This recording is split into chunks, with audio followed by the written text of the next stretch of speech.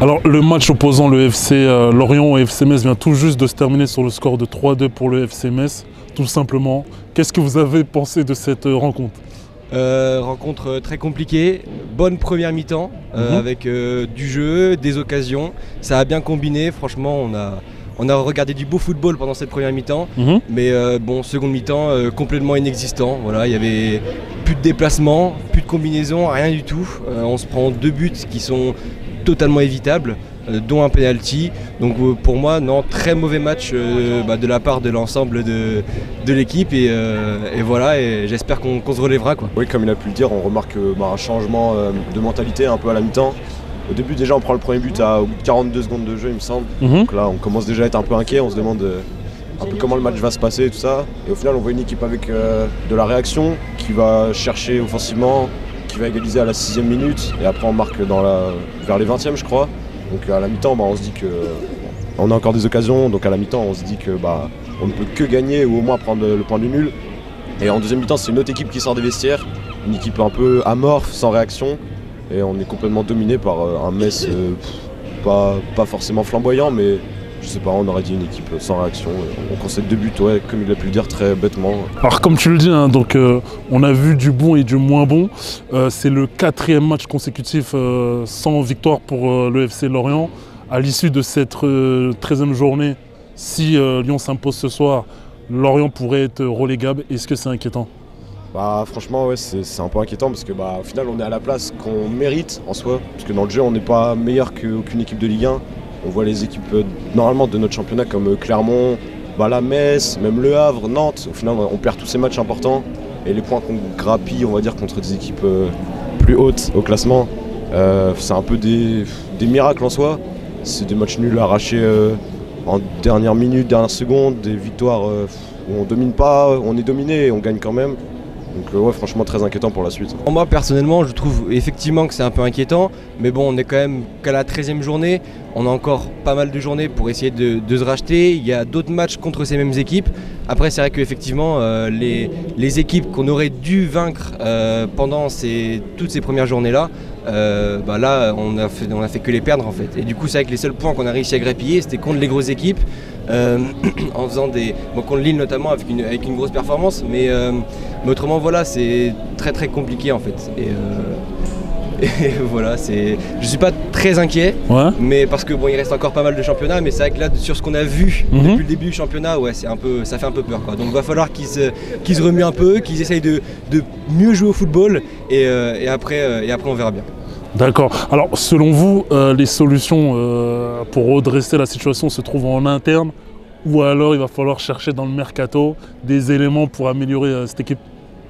Les deux, parce que déjà en interne, déjà les plans de jeu, le jeu en soi, on n'a pas un mauvais effectif, on a un très bon effectif, on a des joueurs de très bonne qualité, et du coup c'est vrai que ne pas produire du beau football comme Régis Lebris l'avait fait l'année dernière, c'est vrai que c'est un peu, on se pose un peu des questions, quoi.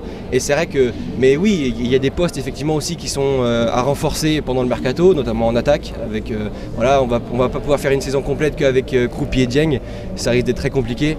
Donc du coup, oui, effectivement, il va falloir aller prendre certains joueurs, des ailiers, des attaquants, et pour pouvoir avoir une équipe plus complète au mercato.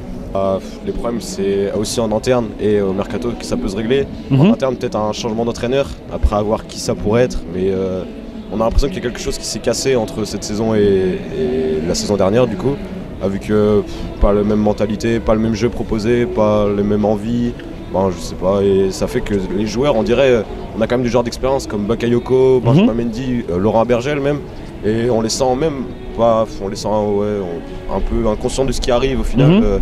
On dirait qu'ils n'ont pas vraiment la mesure des matchs.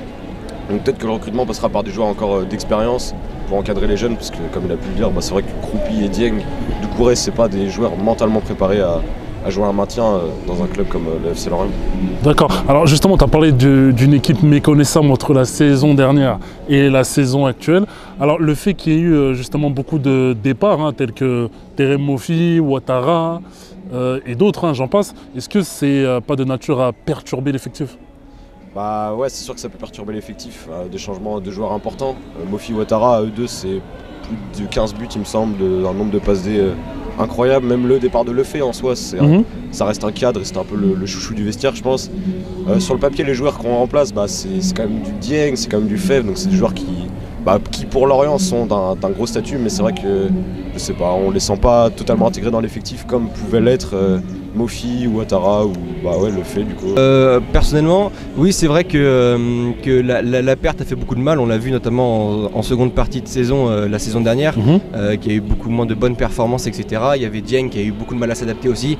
C'est vrai que Mofi, Ouattara c'était des joueurs qui plantaient beaucoup, qui étaient vachement décisifs, donc c'est vrai oui je pense que ça a cassé une petite dynamique en fait, et c'est vrai que après on a oui voilà comme disait Nolan à côté, on ne les a pas remplacés par n'importe qui, on est allé chercher Febvre, on est allé chercher Dieng, on est allé chercher Mvuka aussi qui est venu pour 5 millions d'euros à peu près, donc c'est vrai qu'on n'a pas on a vendu des joueurs pour cher, des bons joueurs pour cher, mais on a aussi pris des bons joueurs aussi.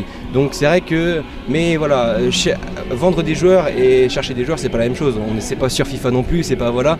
Faut qu'il y a des joueurs qui ont besoin d'un temps d'adaptation, comme Dieng par exemple, qui a eu beaucoup de mal à s'adapter en seconde partie de saison. Donc c'est vrai que oui, effectivement, ça je pense, a cassé une petite dynamique, mais là maintenant, avec la préparation, la saison, tout ça. Je pensais que ça allait que les joueurs là qu'on avait achetés durant le mercato d'hiver allaient mieux s'adapter et pouvoir nous aider à grappiller des points et à nous maintenir. Ok, très très bien. Alors pour finir, est-ce que vous avez un dernier mot à ajouter?